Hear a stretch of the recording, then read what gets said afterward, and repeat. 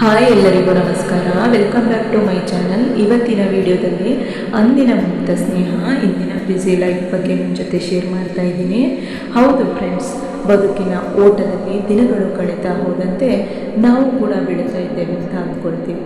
ಆದರೆ ನಿಜವಾಗಿ ನಾವು ನಮ್ಮ ಅತ್ಯಂತ ಸುಂದರವಾದ ಬಾಲ್ಯವನ್ನು ಮತ್ತು ಆ ದಿನಗಳ ಮುಕ್ತತೆಯ ಸ್ನೇಹವನ್ನು ಕಳೆದುಕೊಳ್ತಾ ಇರೋದು ನಮಗೆ ಗೊತ್ತಾಗಿರಲ್ಲ.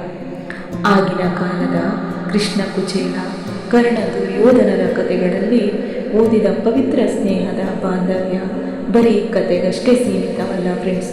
ಕಾಲ ಎಷ್ಟೇ ಬದಲಾದರೂ ಬದುಕಿನ ಪ್ರತಿ ಹಂತದಲ್ಲೂ ಜೊತೆಯಾಗಿ ನಿಲ್ಲುವ ನಮ್ಮ ಹಳೆಯ ಸ್ನೇಹಿತರ ಪ್ರೀತಿಯಲ್ಲಿ ಇನ್ನೂ ಜೀವಂತವಾಗಿ ಉಳಿದಿದೆ.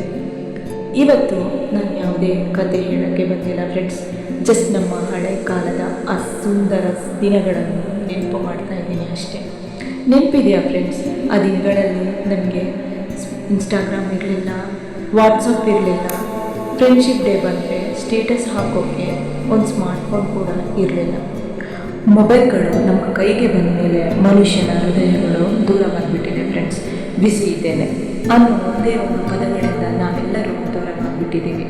ಆದರೆ ನಾವು ಎಷ್ಟೇ ಬಿಸಿ ಇದ್ದರೂ ಕೂಡ, ನಮ್ಮ ನಡುವೆ ಎಷ್ಟೇ ಜಗಳ ಬಂದಿದ್ದರೂ ಅದನ್ನೆಲ್ಲ ಬದಿಗಿಟ್ಟು ನಮ್ಮ ಸ್ನೇಹಿತರಿಗೆ ಒಂದೇ ಒಂದು ಕಾಲ್ ಮಾಡಿ ಹೇಗಿದ್ದೀಯಾ ಅಂತ ಕೇಳಿದಾಗ ಆ ಕಡೆಯಿಂದ ಬರೋ ಆ ಒಂದು ರುಸಿರು ಮತ್ತು ಮುದ್ದಕ್ಕೂ ಅದು ಈ ಪ್ರಪಂಚದ ಎಲ್ಲ ಆಸ್ತಿಗಿಂತಲೂ ದೊಡ್ಡದು.